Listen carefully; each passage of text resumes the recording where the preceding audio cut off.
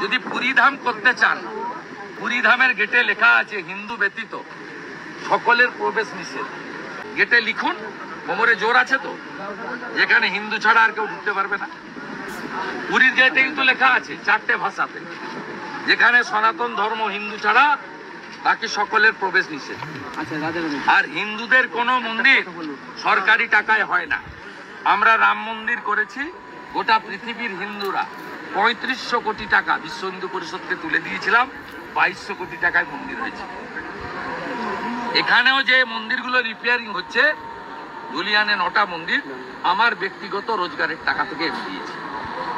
এটা সরকারি টাকা, পার্টির টাকায় হয় না।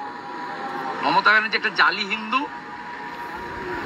রাম মন্দির উদ্বোধনের দিন কলকাতায় পার্ক সার্কাসে মিছিল করেন, মহাকুম্ভকে বলেন মৃত্যুকুম্ভ, আর প্রকাশ্যে বলেন গন্ধা ধর্ম।